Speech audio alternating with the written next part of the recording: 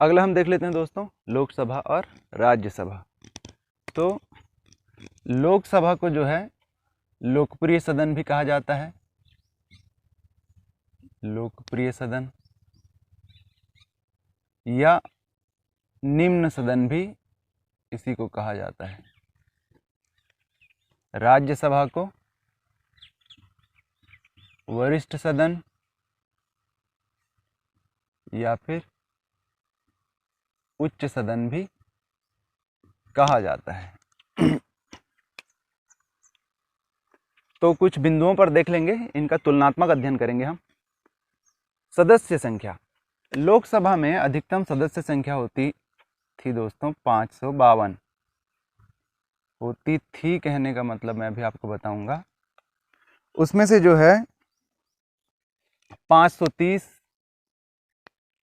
राज्यों से चुनकर आते थे और 20 जो है यूनियन टेरिटरीज से और 2 जो है एंग्लो इंडियन होते थे, यानी ऐसे व्यक्तित्व जो भारत में रह रहे अंग्रेजों का प्रतिनिधित्व करें। परंतु क्या हुआ कि जनवरी 2020 में एंग्लो इंडियन के रिजर्वेशन को नहीं बढ़ाया गया। जनवरी 2020 में इनके आरक्षण को जो है बढ़ाया नहीं गया, तो ये रद्द हो गया। आरक्षण को बढ़ाया नहीं गया तो ये रद्द हो गया। तो वर्तमान में जो है इनकी अधिकतम संख्या है 550, जिसमें से 543 जो हैं 543 सीटें जो हैं अभी निर्वाचित हैं।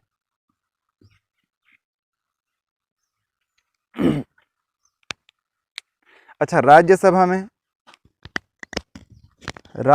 में अधिकतम संख्या हो सकती है 245। इसमें से 233 जो होते हैं 233 ये निर्वाचित होते हैं और 12 जो हैं नामित होते हैं। 12 लोगों को जो है जिन्हें राष्ट्रपति समझते हैं कि आर्थिक या लोक सेवा या फिर कला के क्षेत्र में जिन्होंने कुछ महत्वपूर्ण काम किया है, ऐसे 12 व्यक्तित्वों को राष्ट्रपति जो है राज्यसभा में नामित कर सकते हैं। फिर अवधि, लोकसभा की सामान्य अवधि होती है 5 वर्ष के लिए।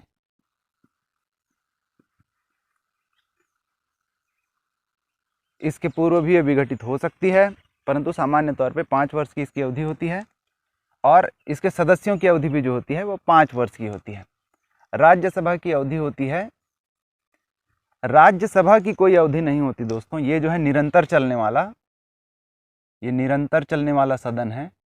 परंतु इसके जो 1/3 सदस्य हैं,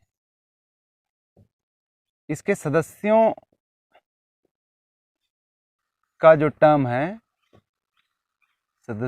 टर्म है वो होता है 6 वर्ष के लिए और 1/3 सदस्य जो हैं 1/3 सदस्य प्रत्येक 2 वर्ष में सदन से रिटायर होते जाते हैं। तो ये दोनों चीजें याद रखनी है आपको। राज्यसभा का कोई टर्म नहीं है, राज्यसभा निरंतर है। उसके सदस्यों का टर्म है 6 वर्ष का और उसके जो 1/3 सदस्य हैं वो प्रत्येक 2 वर्ष में रिटायर होते जाते हैं।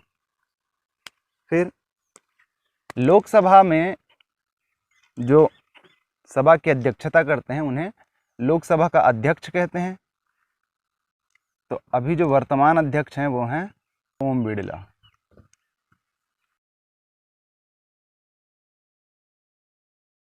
राज्यसभा होता है, राज्यसभा में अध्यक्ष नहीं होते, राज्यसभा में सभापति होते हैं और जो देश के उपराष्ट्रपति हैं, उपराष्ट्रपति वो पदेन सभापति होते हैं। तो वर्तमान में जो है श्रीमान वेंकैया नायडू जो हैं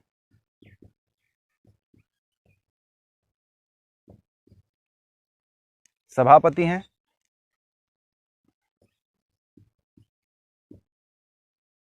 विपक्ष के नेता, तो सदन में जो पक्ष में होता है या जो बहुमत में होता है, उसके अलावा जो विपक्ष में होते हैं उनके जो नेता, तो चूंकि लोकसभा में विपक्ष के पास इतनी संख्या नहीं है कि उन्हें विपक्ष के नेता का पद दिया जा सके, इसलिए लोकसभा में ये जो है रिक्त है। राज्यसभा में कांग्रेस के गुलाम नबी आज़ाद जो हैं वो विपक्ष के नेता की भूमिका में है। शक्तियां देख लेते हैं। तो सामान्य तौर पे लोकसभा को कहने को निम्न सदन कहा जाता है, पर वास्तविक जो शक्तियां हैं वो लोकसभा के पास ही हैं। कानून बनाने का काम, विभिन्न विधेयकों को लाने पास करने का जो काम है वो वास्तव में लोकसभा में ही होती है। तो व्यवहारिक शक्तियां देखी जाए तो लोकसभा के पास हैं, परंतु दो ऐसे शक्तियां हैं जो सिर्फ राज्यसभा को दी गई है, वो लोकसभा के पास नहीं है। जैसे पहला जो है, ऐसे किसी भी विषय में, राज्य के ऐसे किसी भी विषय में राज्यसभा अगर महसूस करती है कि सदन को, यानी लोकसभा राज्यसभा को, इस पर कानून बनाया जाना चाहिए, तो उसका प्रस्ताव ला सकती है। राज्य के विषय में कानून बनाने का। और दूसरा, नवीन जो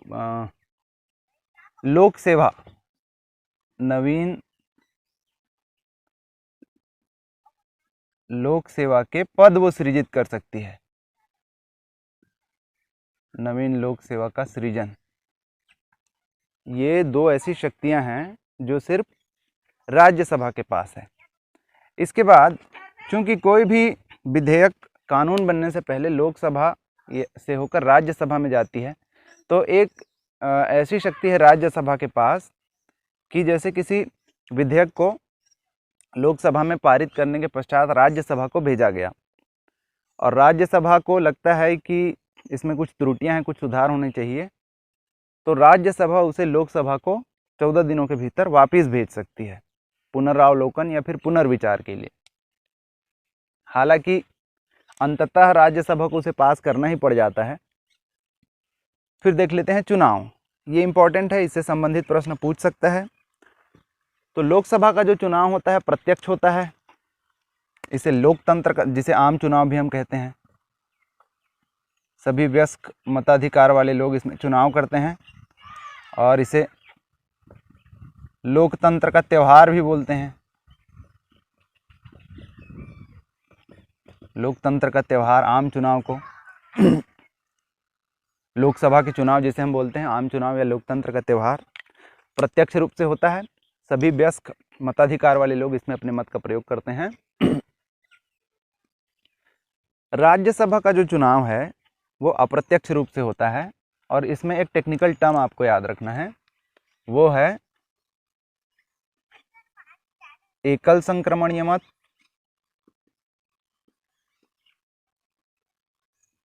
और दूसरा आनुपातिक प्रतिनिधित्व प्रणाली। ये दोनों का मतलब हम समझते हैं। तो जैसे लोकतंत्र में, आम चुनाव में सभी वयस्क लोग जो मत देने के अधिकारी हैं वो अपने मताधिकार का प्रयोग करते हैं। राज्यसभा में सामान्य लोग वोट नहीं करते, तो राज्यसभा के चुनाव में जो एमएलएस हैं, राज्यों के जो चुने हुए प्रतिनिधि है, वही वोट करते हैं। तो ये दो तथ्यों को हम, ये दो जो टर्म है एकल संक्रमणीय मत और आनुपातिक प्रतिनिधित्व, तो इसको हम जल्दी से समझ लेते हैं। हालांकि इसके बारे में आपसे पूछा ना जाए, सिर्फ टर्म पूछे कि एकल संक्रमणीय मत या आनुपातिक प्रतिनिधित्व जो है किसके चुनाव से संबंधित है, राज्यसभा या लोकसभा के। तो एकल संक्रमणीय मत का क्या अर्थ होता है दोस्तों, कि चूंकि राज्यसभा का जो चुनाव होता है वो पूरे देश में एक साथ होता है, तो जितने भी उम्मीदवार होते हैं, जैसे अगर छत्तीसगढ़ के जितने भी उम्मीदवार हैं, छत्तीसगढ़ के जितने भी उम्मीदवार हैं उनको छत्तीसगढ़ के सारे एमएलए, छत्तीसगढ़ के सारे विधायक जो हैं एक साथ वोट दे रहे होते हैं, एक साथ वोट देते हैं, एक एक को अलग से वोट नहीं देते। तो क्या होता है कि एक शीट होती है जिसमें सारे उम्मीदवार, जितने भी उम्मीदवार हैं उनके नाम होते हैं, 1 2 3 4 जितने भी उम्मीदवार हैं। फिर विधायक क्या करते हैं, वोट देने के समय उन्हें अपने पसंद के उम्मीदवार, जो भी उनको पसंद का उम्मीदवार है, जैसे तीसरा नंबर उनका पसंद का उम्मीदवार है तो उनको 1 नंबर दे देंगे। दूसरे नंबर पे कौन पसंद है, मान लो दूसरा नंबर, तीसरे नंबर पे मान लो पहला नंबर। तो वरीयता क्रम देते हैं कि पहली पसंद कौन है, दूसरी पसंद कौन है, तीसरी पसंद कौन है। इस तरीके से वोटिंग होती है। अब एक कोटा होता है दोस्तों, कोटा, जिसका जो सूत्र इस प्रकार होता है कि कुल मत कितने हैं बट राज्यसभा में कुल सीट्स कितनी हैं, कुल सीट्स कितनी हैं जिनके लिए चुनाव हो रहा है, धन 1, और इसका जो मान आता है इसको फिर 1 से जोड़ दिया जाता है। तो यहाँ से कोटा की संख्या निकल आती है। फिर इनमें से जब गणना की जाती है तो जिन जिन भी उम्मीदवार को कोटा के बराबर मत मिल गया उनको निर्वाचित समझ लिया जाता है। उसके बाद उनके लिए जो शेष मत हैं इस शीट में, उनको दूसरे नंबर के, दूसरी प्रायिकता दी हुई जो उम्मीदवार हैं उनको ट्रांसफ़र किया जाता है। ये ऊपर से हो गया। और नीचे से जो उम्मीदवार कोटा नहीं ले पाते, जो कोटा नहीं ले पाते, उनके भी जो मत हैं वो दूसरे उम्मीदवार को, जिनको अभी कोटा नहीं मिला है, उनको ट्रांसफ़र किए जाते हैं। इस प्रकार से राज्यसभा का जो होता है चुनाव होता है। यहाँ पे एक सुधार मैं करना चाहता हूँ दोस्तों। राज्यसभा में जो अधिकतम संख्या होती है सदस्यों की वो है 250। अधिकतम संख्या जो है 250 है, अधिकतम संख्या है। 245 वर्तमान में निर्वाचित हैं, निर्वाचित हैं। ये वर्तमान वाली संख्या है।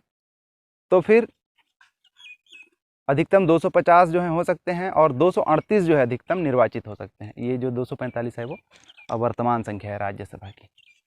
फिर अगला हम देख लेते हैं लोकसभा और राज्यसभा की कार्य प्रणाली से संबंधित कुछ विशेष तथ्यों को। उससे पहले मैंने आनुपातिक प्रतिनिधित्व का मतलब नहीं बताया। तो जैसा हमने देखा राज्यसभा के चुनाव में सिर्फ जो विधायक हैं, राज्यों के जो विधायक हैं वही भाग लेते हैं। इसका मतलब क्या है कि जितने राज्यों में आपके विधायक हैं, आपके विधायकों की संख्या जितनी है उसी हिसाब से आपके राज्यसभा के सदस्यों को वोट पाने का प्रोबेबिलिटी, चांस है।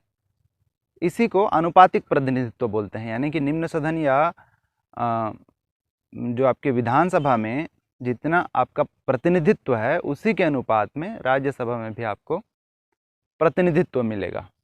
यह है आनुपातिक प्रतिनिधित्व का अर्थ।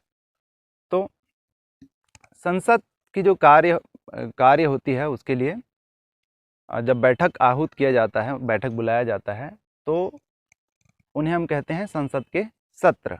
ये सामान्यतः 3 सत्र होते हैं। एक होता है बजट सत्र जिसमें बजट पेश किया जाता है, ये फरवरी में होता है दोस्तों। दूसरा होता है मानसून सत्र, मानसून में होने के कारण इसको मानसून सत्र कहते हैं, ये होता है आपका जुलाई अगस्त में।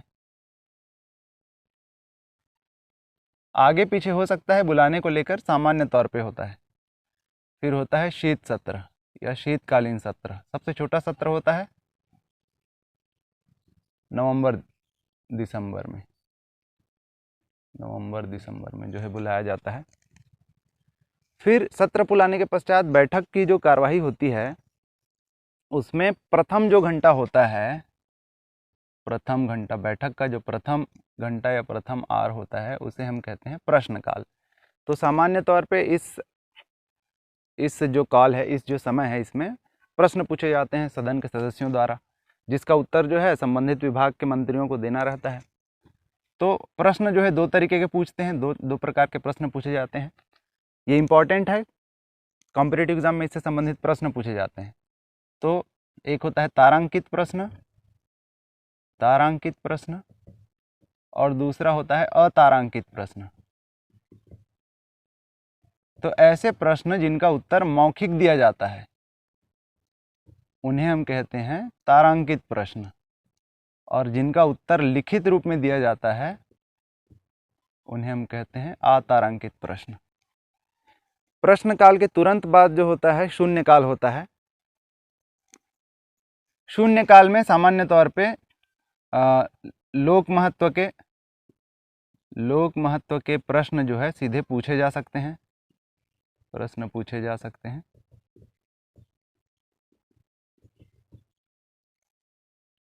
फिर अब विधि या विधेयक निर्माण की प्रक्रिया कैसी होती है वो हम देख लेते हैं। तो कुछ विधेयक ऐसे होते हैं जो दोनों सदनों में पेश किए जा सकते हैं, वित्त विधेयक को छोड़कर। लोकसभा या राज्यसभा के किसी भी सदन में विधेयक को प्रस्तुत किया जाता है। तो इसमें ध्यान रखने लायक बात यह है कि वित्त विधेयक जो है, वित्त मामलों से संबंधित जो विधेयक है वो केवल लोकसभा द्वारा प्रस्तुत किया जा सकता है, लोकसभा में प्रस्तुत किया जा सकता है। शेष जो है किसी भी सदन में प्रस्तुत किए जा सकते हैं। तो जब सदन में प्रस्तुत होता है तो 3 वाचन होते हैं। प्रथम वाचन जब उसके बारे में बताया जाता है, कि ब्रीफिंग की जाती है, उसके बारे में बताया जाता है, उसके बारे में विधेयक के बारे में बताया जाता है। फिर दूसरा जो वाचन होता है उसमें चर्चा होती है। द्वितीय वाचन में इस पर चर्चा होती है, क्या सुधार हो सकते हैं, क्या लाभ हानि हो सकती है, क्या मेरिट्स डिमेरिट्स हैं, ये द्वितीय वाचन में होती है चर्चा। तृतीय वाचन में जो है संबंधित विभाग के मंत्री उसको पास करने के लिए प्रस्तुत करते हैं, पास करने हेतु प्रस्तुत करते हैं। अगर ये किसी एक सदन में पास हो जाता है तो फिर उसको दूसरे सदन में भेज देते हैं, अगर राज्यसभा में लाए हैं तो लोकसभा में भेज देंगे, अगर लोकसभा में है तो राज्यसभा में भेज देते हैं। दूसरे सदन में भी यही प्रक्रिया फिर से दोहराई जाती है। प्रथम वाचन होता है, द्वितीय वाचन होता है, तृतीय वाचन होता है। अगर वहाँ पे पास नहीं किया गया तो इसको वापस भेज दिया जाता है प्रथम सदन को। सामान्य तौर पे राज्यसभा से भेजा जाता है लोकसभा को वापस, इसमें संशोधन की आवश्यकता है।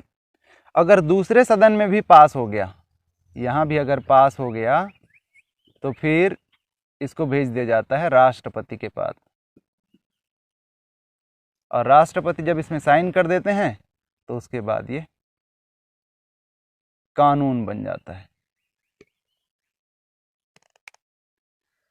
फिर जब पास होने के लिए सदन में कोई विधेयक आता है तो अलग अलग प्रकार के जो विधेयक हैं अलग अलग प्रकार के बहुमत से पास होते हैं। उसको हम देख लेते हैं। 4 प्रकार के बहुमत होते हैं। एक साधारण बहुमत। साधारण बहुमत कहने का मतलब ये है कि जितने उपस्थित सदस्य हैं वोट डालने वाले सदन में, उनके आधे से एक ज़्यादा जो सदस्य हैं सदन के जो सदस्य हैं उनके आधे से एक ज़्यादा, मतलब जैसे अगर 50 हैं तो साधारण बहुमत क्या होगा का 2 25 1 26, ये हो गया साधारण बहुमत। पूर्ण बहुमत का मतलब होता है सदन की जितनी सदस्य संख्या है, जैसे राज्यसभा की सदस्य संख्या कितनी है, राज्यसभा की 250 है, तो उसके आधे से एक ज़्यादा यानी 125 धन 1 126, ये होगा पूर्ण बहुमत। सदन की जितनी संख्या है, सदन की सदस्य संख्या के आधे से एक ज़्यादा जो है वो पूर्ण बहुमत कहलाता है। प्रभावी बहुमत का मतलब है कि सदन में जितने निर्वाचित सदस्य हैं, कहने का मतलब जैसे सदन की सदस्य संख्या राज्यसभा की है 250, परंतु अभी निर्वाचित कितने हैं उसमें 245 ही। तो 245 के आधे से एक जो ज़्यादा होगा वो होगा प्रभावी। और विशेष बहुमत, विशेष बहुमत तो जो उपस्थित और वोट करने वाले जो सदस्य होते हैं, वोट करने वाले सदस्य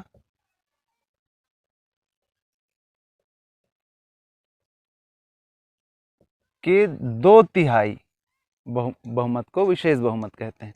तो विशेष बहुमत जो है ये आपके संविधान संशोधन या फिर महाभियोग, चाहे वो राष्ट्रपति पर हो या फिर सीजेआई पर, तो इस प्रकार महाभियोग या संविधान संशोधन के लिए जो है विशेष बहुमत की आवश्यकता होती है। 1 नंबर प्रश्न में आपसे कुछ भी पूछ सकता है, चाहे तो तारांकित या अतारांकित प्रश्न के बारे में, या प्रश्नकाल के बारे में, या बजट सत्र के बारे में, या फिर बहुमत किसी एक प्रकार के बारे में।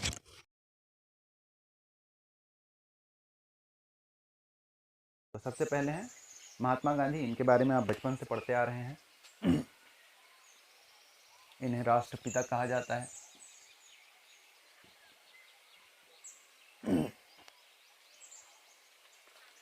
प्रश्न किस प्रकार पूछते हैं आपसे, उनसे एसोसिएटेड चीज, उनसे संबंधित कुछ प्रमुख तथ्य के बारे में आपको दे दिया जाता है, जैसे पुस्तक का नाम हो सकता है, उनसे संबंधित कोई चीज, और पूछा जाता है कि ये किनसे संबंधित है। तो भारत के राष्ट्रपिता कहे जाते हैं ये।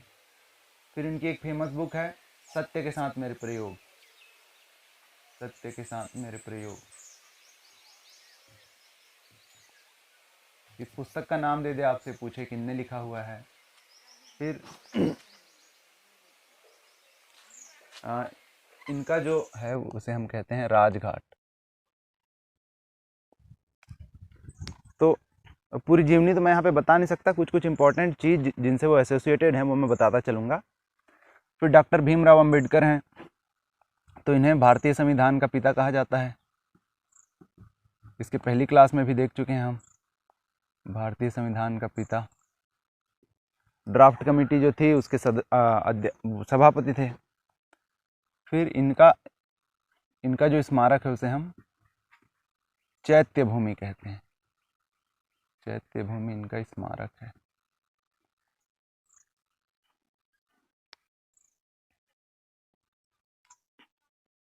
Annie Besant, Shrimati Annie Besant को होम रूल आंदोलन से जोड़ा जाता है, होम रूल आंदोलन।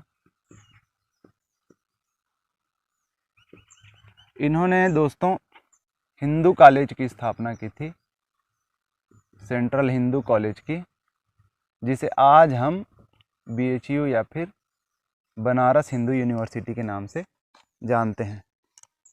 फिर हैं गुरुदेव रविंद्रनाथ टैगोर।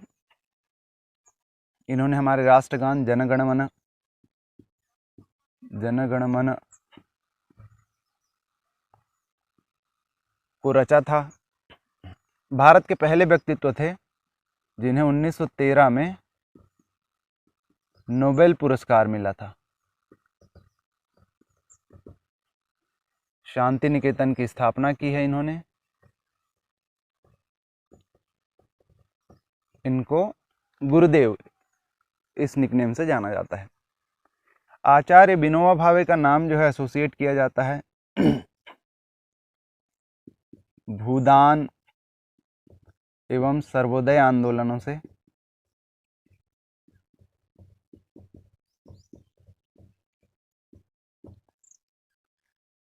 डॉक्टर श्यामा प्रसाद मुखर्जी जनसंघ के संस्थापक थे।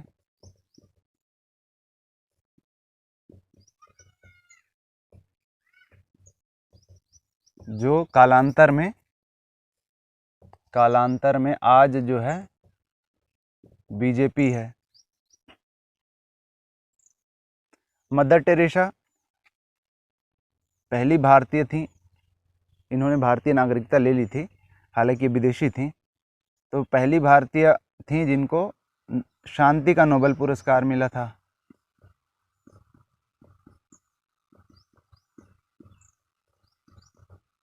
गरीबों और पीड़ितों के लिए ये कार्य करती थी। स्वामी विवेकानंद का नाम आपने सुना हुआ है, जो युवा उत्सव या युवा दिवस जो मनाया जाता है इन्हीं के नाम पर मनाया जाता है। तो स्वामी विवेकानंद जी ने जो है दर्शन के वेदांत का प्रचार किया था, और रामकृष्ण मिशन की, इनके धार्मिक गुरु थे रामकृष्ण परमहंस, उनके सिद्धांतों पर रामकृष्ण मिशन की स्थापना की थी, जो आज भी चल रहा है। पंडित जवाहरलाल नेहरू स्वतंत्र भारत के पहले प्रथम प्रधानमंत्री थे भारत के। इनकी एक फेमस बुक है डिस्कवरी ऑफ इंडिया,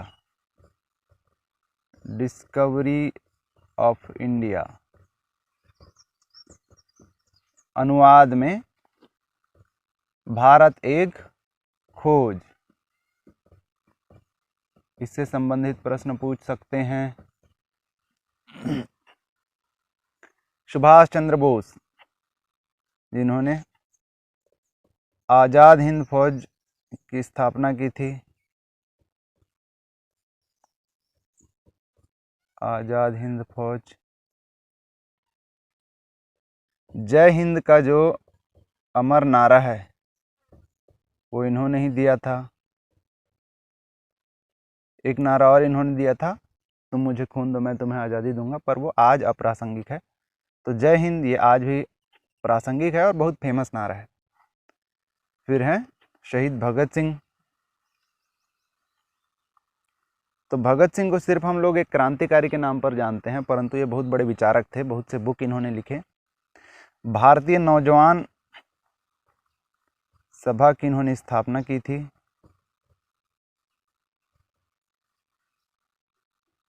असेंबली में बम फेंकने के अपराध में इन्हें 23 मार्च 1931 को फांसी दे दी गई थी, राजगुरु और सुखदेव जी के साथ। तो ये मोटा मोटी हमने 2 वीडियो में 7 नंबर के सारे क्वेश्चन को कवर करने का प्रयास किया है। होप आपको ये वीडियो पसंद आएगा। अगर अच्छा लगे तो इसे लाइक करिए, अपने दोस्तों के साथ शेयर करिए और हमारे चैनल कॉम्पिटिटर्स क्लब को सब्सक्राइब करिए। Thank you.